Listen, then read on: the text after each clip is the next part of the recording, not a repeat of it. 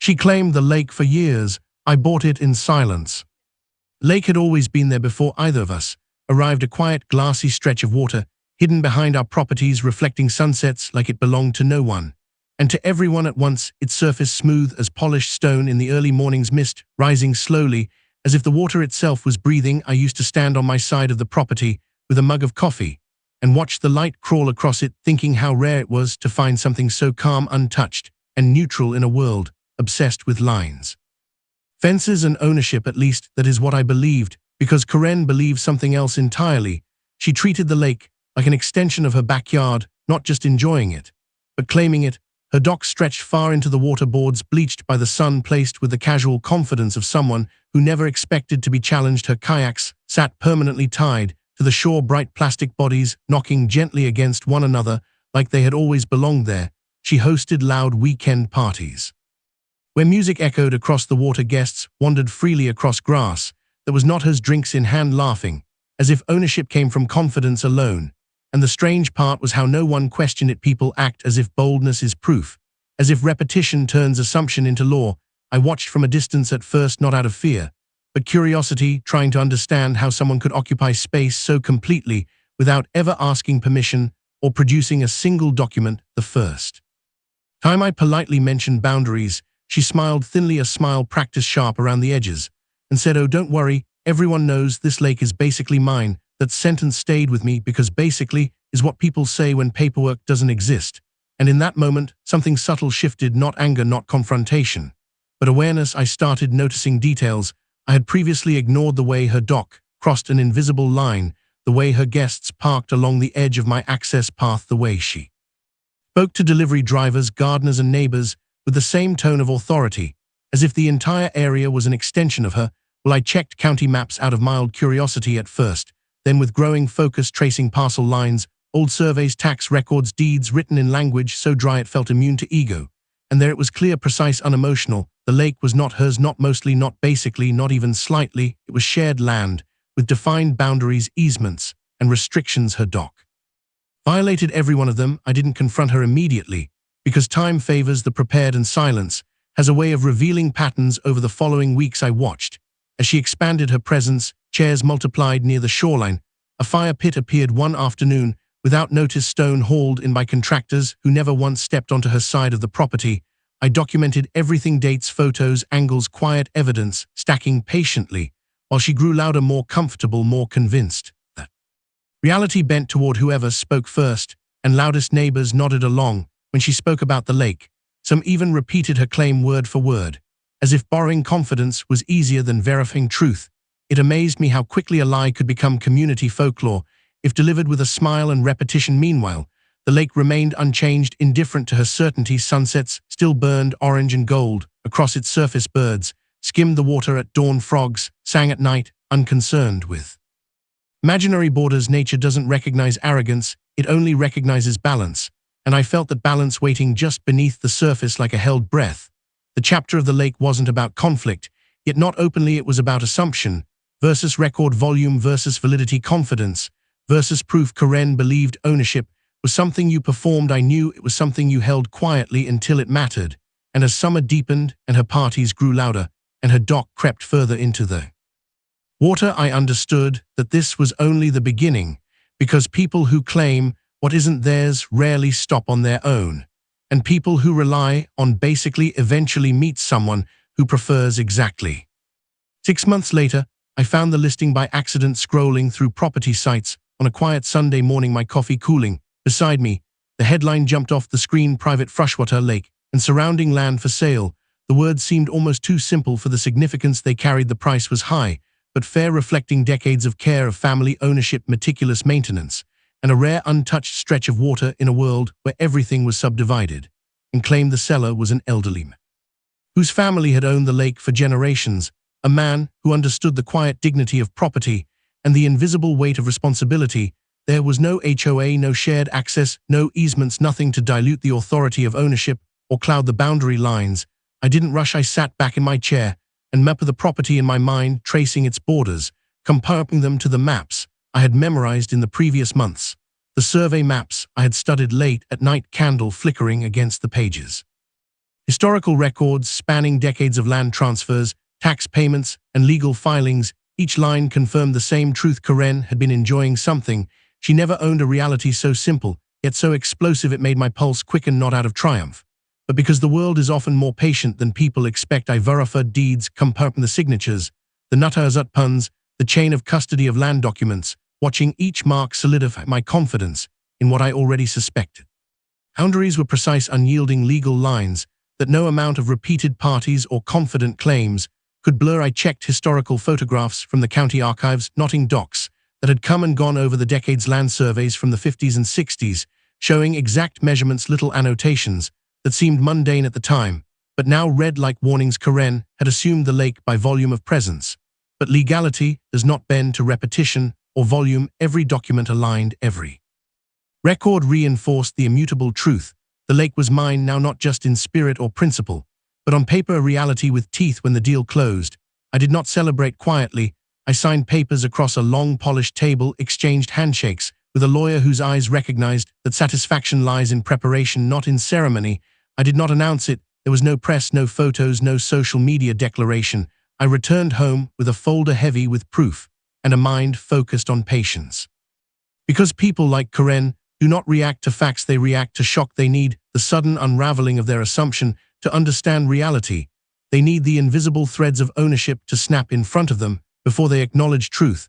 I began planning the first steps, not in anger or vengeance, but in strategy, outlining my approach like a chessboard, moving pieces that Karen could not anticipate, each action deliberate, calculated, methodical. I reviewed property access points, noting where her dock intruded over my line, where kayaks tied loosely might one day need removal. I visualized conversations and encounters, imagining the confusion that the first subtle reminders of reality would cause in her mind. Patience was my ally, and the lake my quiet weapon.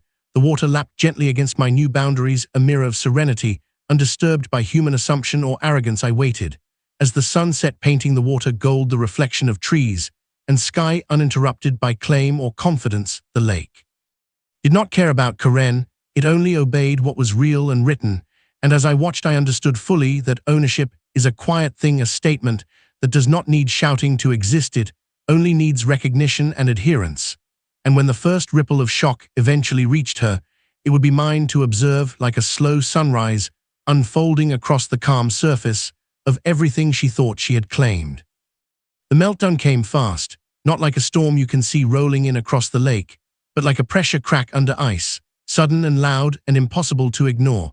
Because one moment the afternoon was quiet and ordinary, and the next Karen was on my porch waving her phone as if it were a weapon, her face flushed so deeply red it looked painful, her hands shaking with the kind of rage that has nowhere left to go, shouting before I even had time to greet her, accusing me of theft as though land itself could be slipped into a pocket when no one was looking, screaming that I had stolen her lake, as if water and shoreline and soil had ever belonged to her simply because she liked looking at them.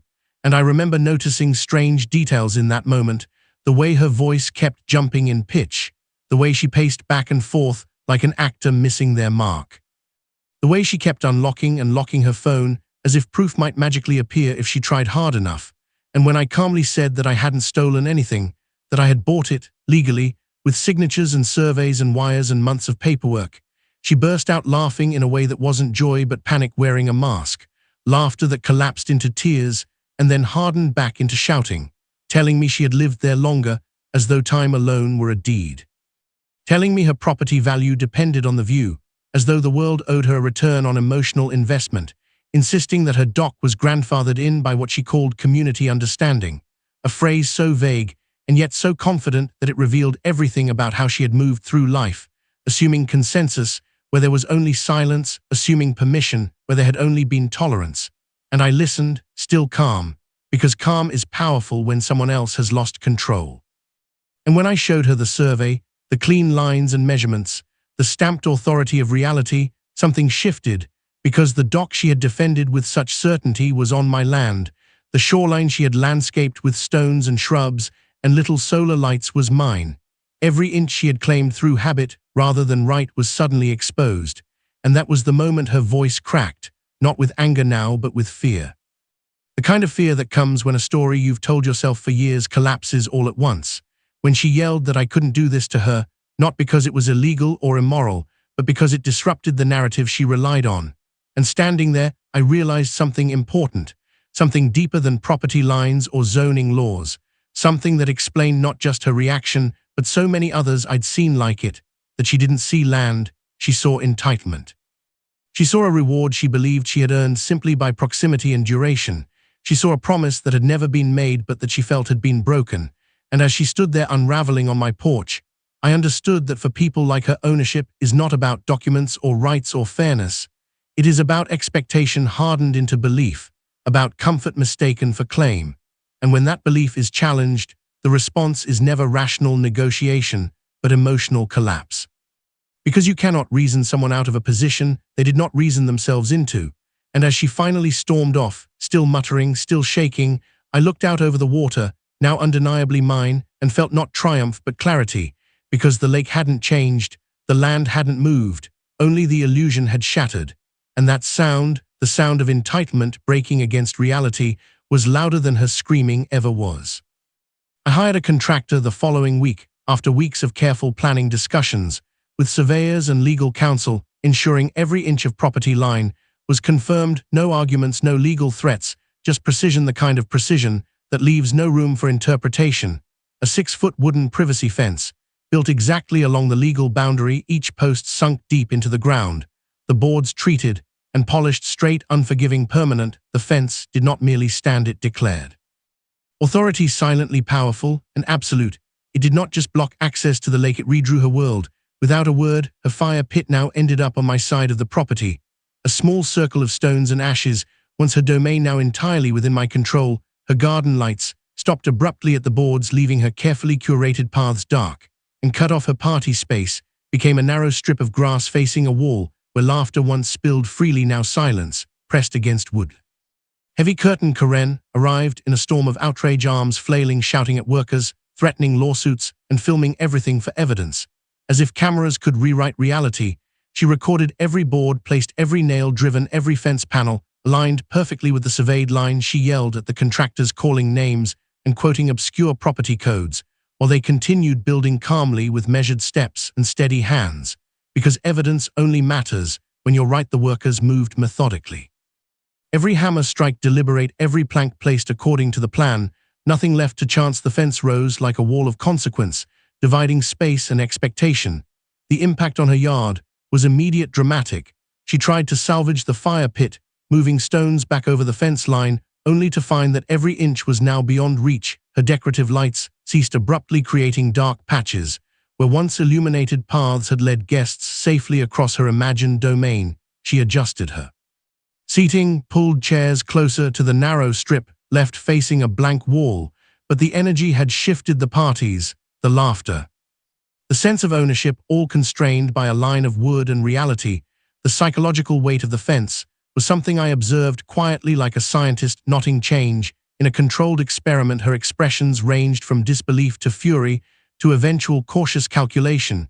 She filmed relentlessly, as if documenting an injustice she could not prevent, but no number of videos could alter the legal reality. She had trespassed unknowingly, and now unknowingly he faced the consequence. The first night, the fence stood tall and silent. I walked past it, feeling a strange mixture of satisfaction and contemplation, watching shadows stretch long across the grass, the golden sunset reflected on the wooden panels, painting them in warmth. Despite the tension they represented, Karen paced along her half of the yard, trying to find loopholes, corners to exploit, boundaries to question. But the fence did not bend, it did not sway, it did not acknowledge argument, it simply existed, marking law in wood and soil, like a monument to fact over fiction, over boldness, over assumption. Each day, following the fence, the neighborhood noticed the change. Whispers spread, neighbors observing the new line of authority, the quiet assertion of property ownership in stark contrast to previous chaos. People speculated, some fearful, some impressed, few daring enough to comment. Karen attempted negotiation, with a lawyer bringing minor complaints about access and aesthetics, but each conversation returned to the same immutable truth.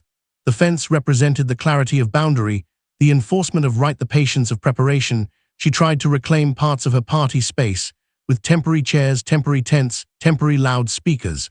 But the space was no longer hers to command. The fence shaped behavior as much as land it altered expectations, and reshaped her assumptions, forcing her to confront the very real difference between presence and ownership. I walked past the fence, often observing the subtle shifts. In nature, birds perched on the panels, small animals ran along its base unaware of human conflict. The lake glimmered beyond the walls, serene and untouched, indifferent to human squabbles. The fence had changed everything. Without confrontation, without drama, beyond what was necessary, it stood as a physical testament to planning, research, patience, and the quiet power of legal right. By the end of the first week, Karen's behavior shifted from outright aggression to cautious observation, measuring each step, each action against the reality of the wooden line that now divided her assumption from fact. And I realized fully that boundaries are more than lines on paper. They are the structure around which respect, behavior, and reality coalesce, and that sometimes the simplest solution, a fence built with care and certainty, can render months of arrogance powerless.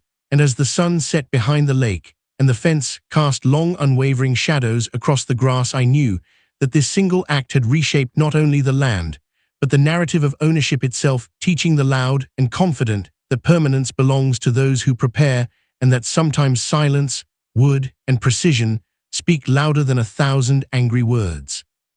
The neighborhood watched silently from behind manicured hedges and through slightly opened curtains. No one defended her, no one spoke up, because everyone knew they had witnessed the same patterns for years. The way she crossed boundaries casually, with a smile, the way she assumed ownership of things that belonged to others, as if presence alone was evidence of right.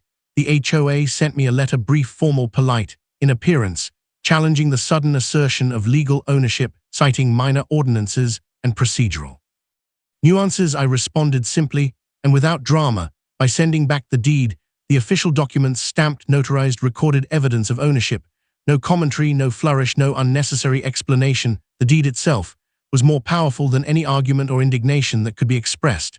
And that was the end of it. No further threats, no additional complaints, no escalation beyond the initial paperwork. Karen stopped hosting parties, quietly at first, then entirely. The laughter and music that had once echoed across the property were replaced by an uneasy stillness. Her dock, once extending boldly into the water, removed carefully by professionals who respected the property lines. A structure that had symbolized her assumed dominance disassembled without resistance. The lake returned to silence, to its natural rhythm. Mornings filled with mist rising off glassy water, afternoons reflecting light in ways that did not bend to human desire. And for the first time since I moved in, I heard nothing but wind and water, leaves rustling softly in the trees, gentle lapping of water against the shore, birds calling in measured intervals, a peace that had been absent during the years of unchallenged assumption. The neighbors noticed the shift as well, some expressing subtle relief, others cautious admiration. They observed boundaries being respected, and authority asserted quietly through facts and permanence rather than argument or volume. Karen herself became a shadow of presence. She walked near the lake, occasionally inspecting plants and flower beds, but her movements were measured, constrained, like someone recognizing for the first time that confidence without legal right is fragile. Her attempts to reclaim space were minimal and ineffective. Each small effort met the quiet, unwavering acknowledgement of property law. The psychological landscape of the neighborhood changed dramatically. People who had once deferred to her bold claims now felt empowered by the clarity of truth. The air itself seemed lighter. Boundaries understood and respected the HOA, which had previously thrived on perception and subtle control, adjusted its tone, recognizing the permanence of ownership as a reality rather than a suggestion. Meetings were less frequent, letters less insistent. The lake remained a neutral, silent authority, indifferent to human concern, a mirror reflecting patience, preparation, and clarity in all seasons. The impact was broader than just land. It reshaped expectations of behavior, community dynamics. Shifted. Neighbors who had once tolerated subtle overreach now acted with quiet confidence. The property lines were understood and respected naturally as a result of one calm, decisive action, and the fence, a testament to certainty and preparation, became a reference point. Conversations shifted from speculation to fact. Karen's absence from social gatherings reduced tension. The water itself reclaimed the central role in the neighborhood's visual and emotional landscape. The quiet was profound. Afternoons spent reading on the porch or walking along the lake's edge were uninterrupted by encroachment or noise. The serenity extended into evenings where the only sounds were natural. Birds, wind, and the gentle swish of water against the shore. Even small animals and fish seemed to sense the restored order. Their movements relaxed, their rhythms synchronized with the uninterrupted pattern of the lake, all of it reinforcing the truth that presence does not equal ownership, and that sometimes the most profound victories are silent ones. I walked along the newly quiet shoreline, often reflecting on the contrast between the previous chaos and the current calm. The stillness was more than absence of noise, it was the acknowledgement of fact over assumption, the realization that preparation, patience, and adherence to law could reshape a landscape without confrontation or spectacle. The neighborhood had gone quiet not out of fear or resignation, but because reality had been firmly and unarguably established. And in that quiet I found a rare clarity, a deep understanding that respect for boundaries begins with recognition of what is real, and that the wind and the water, indifferent yet observant, are the truest witnesses to ownership and stewardship. Karen still avoids eye contact, her movements along the narrow strip of lawn she has left are careful, deliberate, as if every step might remind her of the fence that now defines her limits. She pretends the fence isn't there, walks along the edge with a strained confidence, a daily performance of denial. But fences do not disappear. Because someone hates them, they do not yield to anger or assumption. They are silent witnesses of preparation and legality. They stand as reminders that ownership is not about volume or presence, it is about clarity, permanence, and adherence. The lake itself has returned to a state of undisturbed serenity, its waters reflecting sunlight like liquid glass, mornings, mist rising softly from the surface, afternoons shimmering with the muted gold of sunsets, evenings echoing with the quiet calls of birds and the gentle rustle of leaves. It is clean, quiet, private, exactly as it has always been meant to be. Sometimes I sit near the shore, watching the ripples play across the water, tracing their movement and reflecting on the long journey to this moment, not because I wanted revenge or to assert dominance, not out of spite or malice, but because I desired peace. And peace, I learned, begins the moment you stop allowing entitled people to decide what belongs to them. I watch Karen from a distance, noticing her small adjustments, her cautious respect for boundaries. She does not understand that ownership is a quiet, enduring statement, a measured assertion of right and responsibility, rather than shouting, posting, or claiming by confidence alone. The fence, the deeds, the careful research, all of it functions without drama or confrontation, as a declaration that does not need recognition to exist. And in the absence of her assumed control, the lake thrives. Birds glide low over the water, fish break the surface, occasionally sending concentric circles across its glassy expanse. Insects skim lightly, undisturbed by human claim. The neighborhood, too, has learned a subtle lesson in observation: boundaries, respect, clarity, the quiet understanding that presence does not equal right, and that preparation surpasses bravado. I walk along the shore during different times of day, noting the changes, subtle shifts in light and reflection, how the sun hits reeds and stones differently in morning versus evening, how shadows stretch across water and land in patterns that no human claim can alter. It is a meditation, a reminder that the natural world is indifferent yet rewarding. When we honor order and structure, the fence becomes a symbol not of punishment, but of certainty, a delineation between assumption and fact, a physical manifestation of preparation, patience, and truth. I occasionally see neighbors strolling nearby. They nod briefly, they recognize, without comment, the restored balance. They see the lake quiet, the fence firm, the previously unchecked assertion of entitlement constrained by law and reason. And in these moments, I realize fully that ownership isn't loud, it doesn't require performance or spectacle. It is a quiet, continuous acknowledgement of reality, a silent power that functions regardless of opinion or resentment. I often sit for hours just watching water, reflect sky and trees, noticing how each ripple, each breeze, each small wave interacts with sunlight, a dynamic interaction, untouched by human pretense. The lessons of the past months echo quietly in my mind: patience, preparation, clarity, observation, action, each step calculated and executed without fanfare. All of it converges at the lake, at the fence, at the restored boundaries. The sense of peace that emerges is profound, complete, a realization that the moments of chaos, confrontation, and subtle manavkung were not about defeating someone else, but about reclaiming equilibrium and understanding the true nature of ownership. The sun sets slowly across the lake, painting the water in deep golds and reds, each reflection a reminder that respect for boundaries brings serenity. That assertion of right done methodically and correctly restores balance without anger or noise.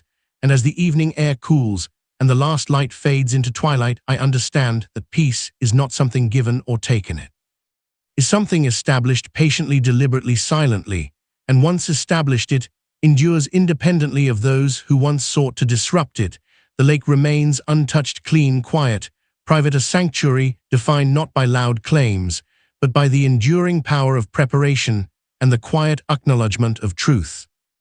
Karen refused to accept the fence as the final boundary. Her mornings began with a storm of motion, storm clouds in human form, crossing her half-yard, shouting accusations into the wind, calling neighbors, documenting each step on video, attempting to create evidence of imagined injustices.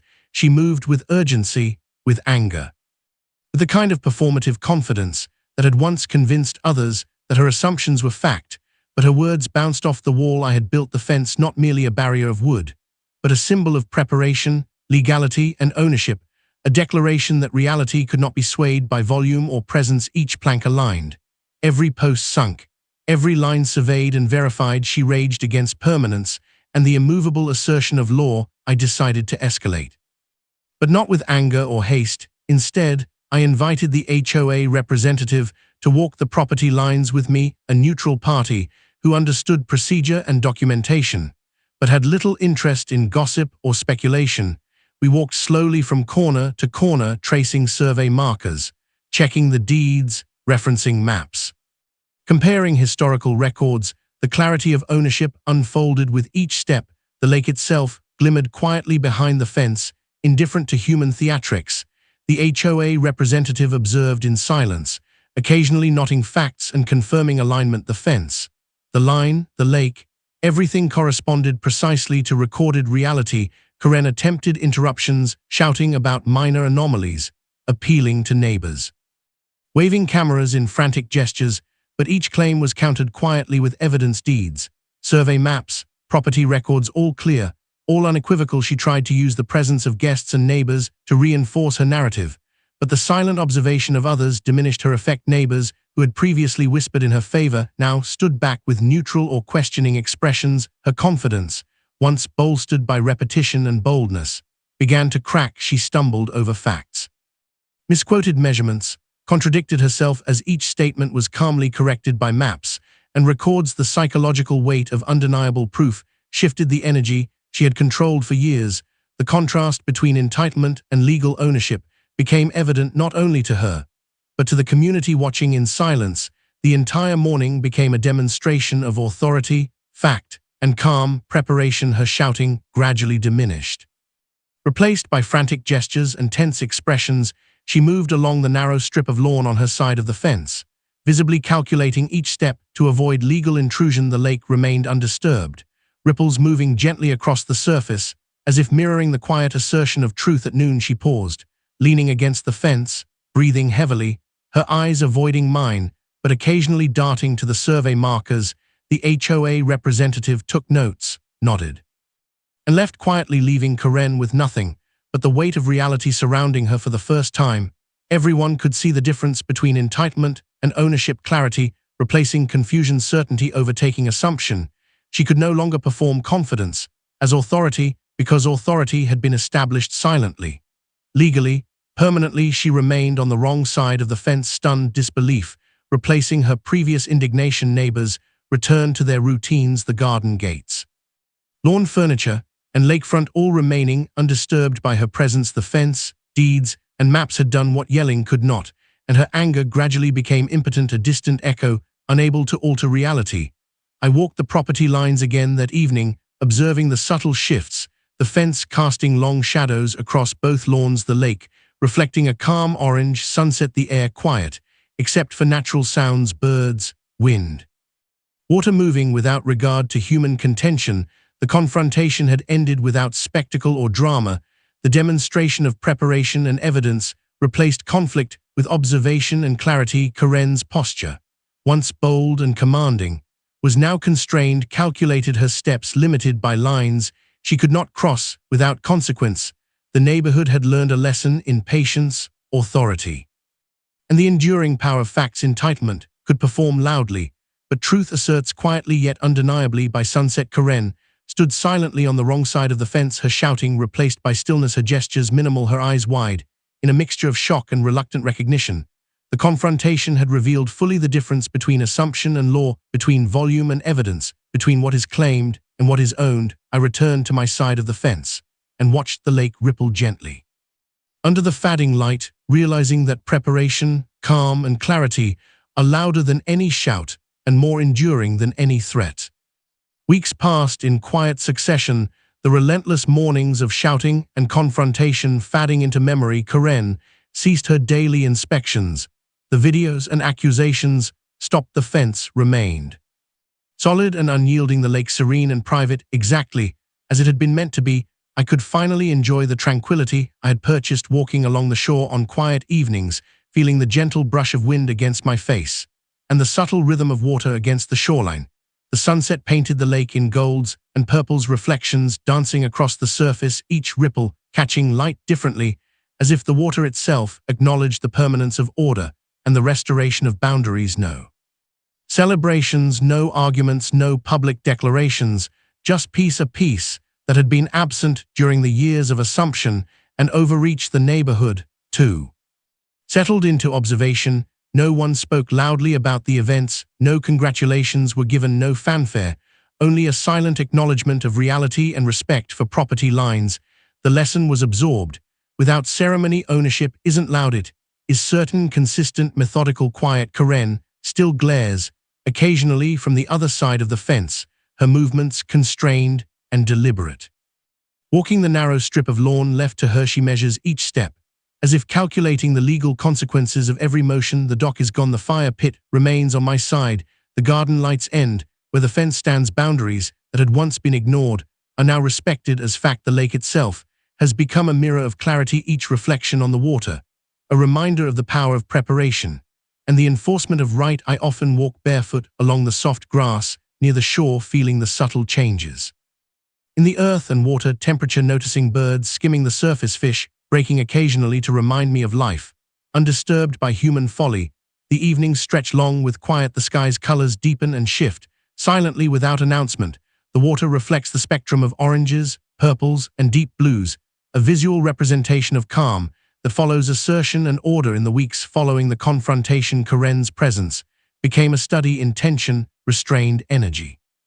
Her assumptions about entitlement challenged beyond recovery. She refrains from inviting guests, from extending influence, from bold claims. The neighborhood absorbs the change with subtle acknowledgement, understanding that authority rests with fact and patience rather than volume and performance. The fence, now a permanent fixture, stands not merely as a physical barrier, but as a symbol of quiet enforcement, a visual lesson in preparation and permanence. I sit by the lake, often for hours, listening to the sounds of nature, the water lapping gently at the shore, leaves rustling in the evening breeze, birds calling intermittently, a harmony that had been absent during years of overreach, now restored. Serenity without celebration, but with complete satisfaction. The ownership extends beyond legal right. It is psychological, territorial clarity, ensuring that no further assumptions can disturb the peace. Each ripple on the water carries a lesson about patience, foresight, and the enduring power of law and preparation. I walk slowly along the edge of the lake, feeling the sun's warmth fading and noting the subtle changes in color and reflection on each wave, observing how the fence casts long shadows across the grass, marking a boundary that is recognized by all but argued over by none. The neighborhood learns that confrontation without evidence yields nothing, while silent, prepared authority is absolute and enduring. Karen's occasional glances, her constrained actions, serve as living reminders of the difference between assumption and certainty, between entitlement and ownership. The water remains untouched, a constant reflection of sky and trees, of law and preparation. I recognize that peace, true peace, is not given or forced. It is established patiently, silently, and once established, it endures independently of those who once sought to disrupt it. The lake, the fence, and the surrounding land exist in a state of equilibrium, a testament to preparation, patience, respect for fact over presumption. For the first time in years, silence is more powerful than any shout. The quiet dominance of reality over assumption, over performance, over entitlement defines every moment at the lake. And I understand fully that ownership, peace, and respect are not granted by noise or confidence. They They are achieved through evidence, preparation, and unwavering calm observation. Each evening I leave the lake, with the reflection of light on water engraved in memory, a reminder that certainty, not volume, defines control, and that sometimes the most profound victories are those experienced quietly and internally, without notice, applause, or declaration.